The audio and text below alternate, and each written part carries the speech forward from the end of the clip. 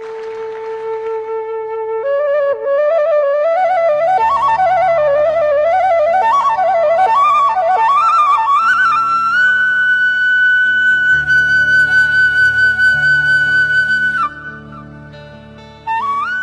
all of you. Thanks for giving me another opportunity to share divine experiences of Swami. Today I'm here to share the experience of my husband's grandparents, their miracles and their journey in Swami, like how Swami had been in their life, each and every second of their life, every minute of their life, and how he took care of them till their end. I want to start with his grandmother first. I actually, when I got married to my husband, also, as I had mentioned in my previous experience, also, Swami did Aksharabhyasam for my husband, and it was all because of his grandparents. They used to take him along with them whenever they go to Parthi. So that's how he also got blessings from Swami. And actually, I want to tell, like, my husband's grandmother, she had high level of diabetes. Like, if you check, it will always be in 500, 600, very alarming rate. So she used to take lots of insulin injections and everything. They were feeling very sad because she was in her young days only, and she got so much of sugar, and they never knew about Baba by then. And and my grandfather, he is a very stern person. He would anytime, even if you wake him up in sleep, he can chant any shloka of Bhagavad Gita with the meaning. That learned man he is. And my grandmother, his grandmother, I also call my grandmother. So she's very sweet, simple hearted person, always smiling, always smiling. Smile is her character. And even if my grandfather scolds her, she'll start smiling. It's like a very cute husband and wife relationship I have seen with my own eyes. So she used to suffer a lot with sugar. And somebody during those, I think, early 70s, I think, somebody told someone called Satyai Sai Baba in Puttaparthi. He gives completely against it. He was telling, what nonsense, I'm not going to take you there to Puttaparthi. You don't have a proper service, you don't have proper information. How are we going to go? But as you know, I told that they both are very sweet couple. So with her smile, she somehow managed saying that, no, I want to go there. At least maybe I can get rid of these injections. She's suffering so much. She became so fat. She couldn't walk properly. She was actually suffering a lot with sugar. So somehow she could convince my grandfather. He was not at all into Swami at that time. And both of them went, just he respected his wife and took her to Puttaparthi. So where they went there, and they waited for about a week or so, and Swami called them for interview. And this was the most happiest moment of my grandmother, I would say, because she was suffering with sugar, and she was always they had to take so many vessels. They carried from Vishakhapatnam to Puttaparthi. They traveled. It was a long journey, and she was very excited to see Swami. So she went inside. They both went inside. They sat, and Swami saw them. And she was mesmerized with Swami, seeing Swami. And then Swami said, Neeku sugara? Do you have sugar? I know you're suffering a lot with it. My grandfather didn't tell anything. He said that you are suffering a lot from sugar. Stop all the medicines. You don't have to take any injections. I'll take away your sugar completely. You can eat your sweets as much as you want. She was a very big sweet tooth. So she was having that trouble also. She wanted to eat sweets, and because of sugar, she was not able to eat. And the moment she saw Swami, Swami diagnosed that she's got sugar. And then he said that, no, I'll take away the sugar from you, and you can eat as much as you want. So that's the history of hers, to start out taking medication and plus eating the sweets. Every day, every in her thali, there will be sweet. She will eat the sweet, and only then finish her meal. That was her routine. As soon as she came back to my grandfather started believing, seeing the change in my grandmother. So she stopped taking medication completely. She stopped this insulin injections completely. And the best part is she had even a filaria leg. But whenever there was a surgery to be done, only then she used to allow the doctors to, administer the sugar medicines on her. Otherwise, she never took it. I had a great opportunity to, stay with them and spend time with them for 3 years of my life after marriage. So they stayed with us, and I'll come to that as well. So that was also a miracle for us. And till her last day, she enjoyed sweets. She didn't have any medicines, and that was her belief in Swami and how Swami took care of her. This is the foremost miracle what they experienced in life. And my grandfather, after he saw the change in my grandmother, he became a stronger. I mean, like, she's a simple devotee. That is, she talks with Swami the way she wants. And my grandfather, on the other hand, knows that he's a Sai devotee. He will allow himself like that. And on the other hand, grandmother is very, inside, within. So she's very So she used to be like that. And my grandmother used to have very very severe headaches. So again, they went to Parthi. They went and they stood in line. They were called for interview. And then this time when they went inside, Swami saw him and said, Ramaya, Niku, I'll tell it in English. I can't say how Swami told. He said, your problem is in the stomach, not in the head. You're getting all the treatment done for your head, not for your stomach. You are having severe gastritis, so you will get cured with it. So he had even, he'll have few scars on his face also, because he got operations done to remove that headache, but there was never a cure until Swami diagnosed it. Swami told that the problem is in his stomach, and that day till end of his life, he never faced any kind of headaches thereafter. So these kind of big miracles used to happen. Swami materialized a small pendant for my grandmother when during the interview time. She used to wear it always, and for them everything is Sai. Everything Baba only will take care. Everything. So they went through a lot of hurdles in life, but at each point Swami was their guide, and they used to get messages in form of dreams. Especially my grandmother, she used to have a diary. She used to note down all the dreams which she used to get, and the next day she will note it out in her diary.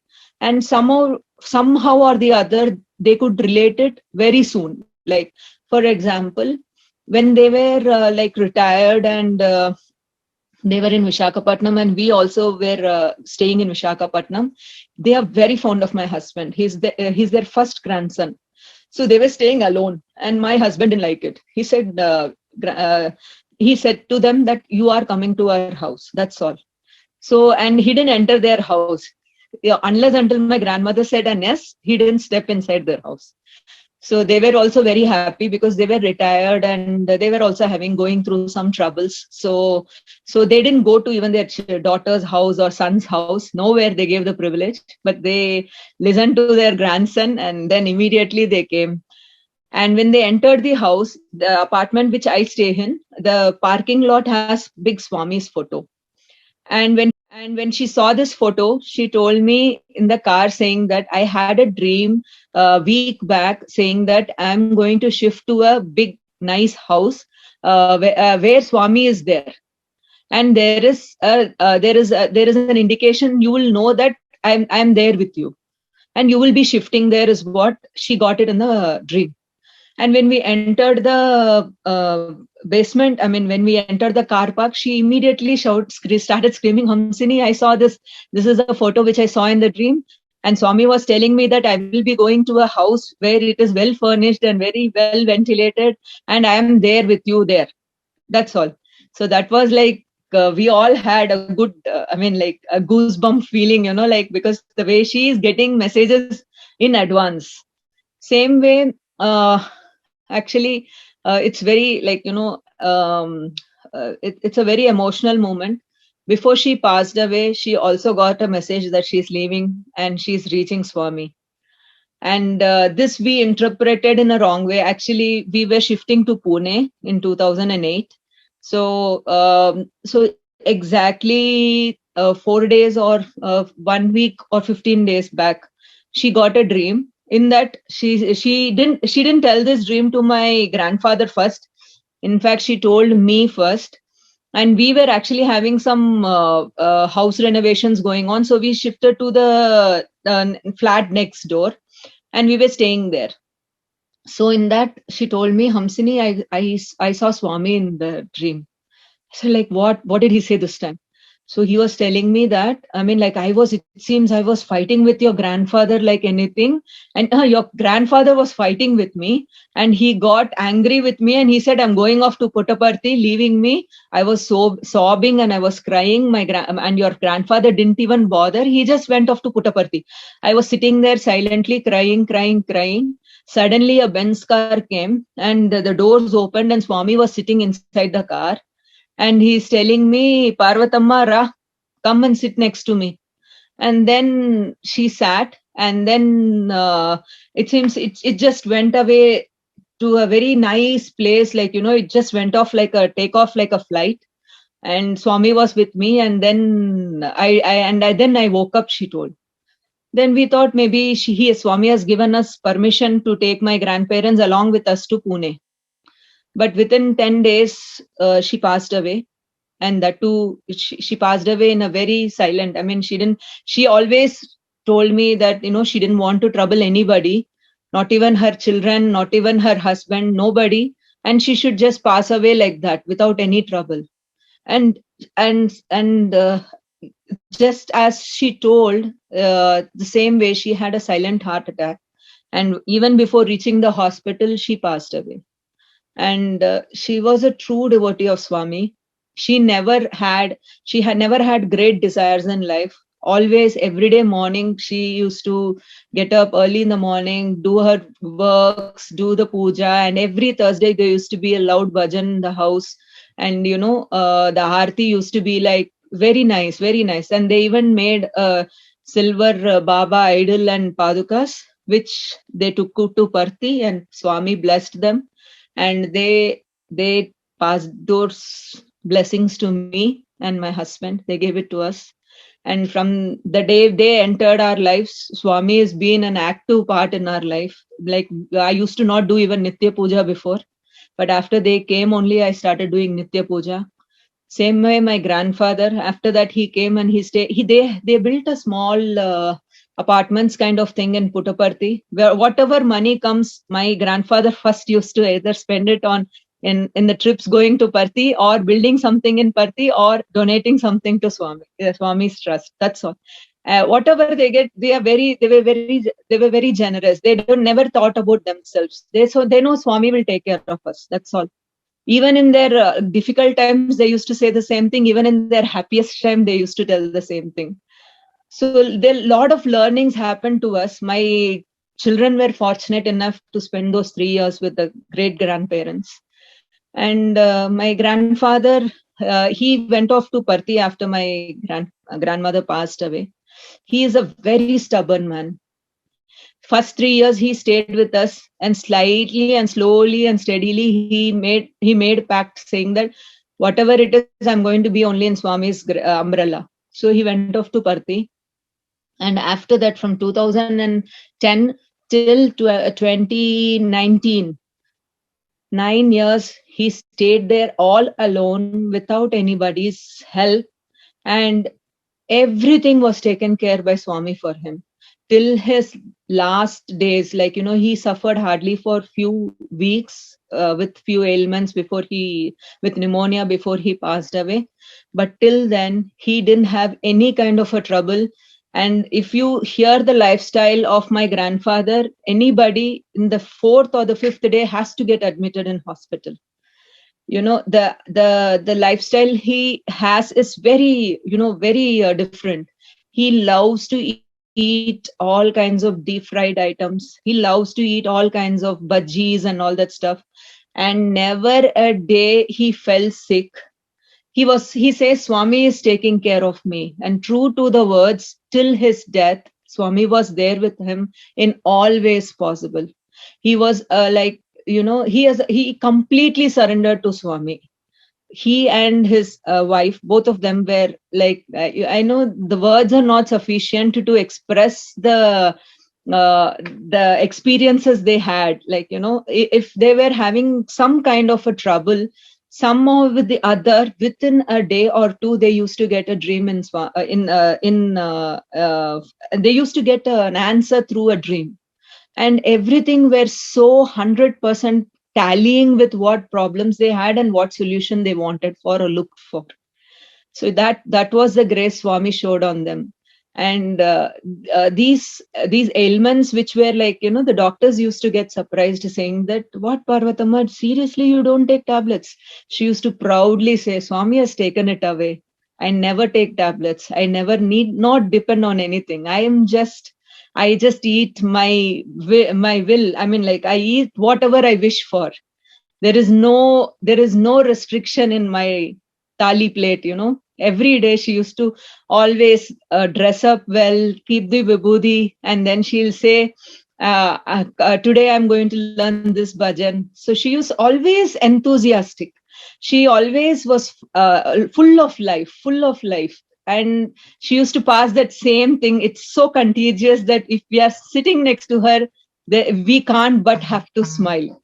So that was the love what they used to show us. And when we were there as we were as their grandchildren, we spent a very nice time with them. And Swami's presence was in abundance during that time. So this was the share I wanted to share today on behalf of my grandparents. They are both blessing. I'm sure they must be listening to this wherever they are. And I wanted to really tell it because they are a very true devotees of Swami. And it will be recorded forever, like, that how it's, there are no words where I can just express how they were devotees of Swami. They were true devotees. They were like very, very simple, and they just go follow what Swami says. That's it. That's all. They never believed in any other gods thereafter. Like my grandmother, though she loves Krishna, but my grandfather was like, he doesn't need anything. He'll get up early at around 3:45 in the morning, do his Omkara for 30 minutes, and then start the day with Sai, Suprabhatam, and everything. He will chant all the chants, and then do the puja, do everything whatever he wants. And then if he wants, he will also go off to do the seva. He was a very integral part of building Sri Satyasai Vidya Vihar in Vishakhapatnam. They had taken the bricks. They have gone and in the process of building the school. They were an integral part. So everybody knows him very well in Vishakhapatnam. His name is Bodu Ramaya and Parvati Amma. So I take this opportunity to thank Sai K Sangh for giving this opportunity. To give this opportunity to talk about my grandparents. They are very blessed souls, I would say. Thank you so much. Sai Ram.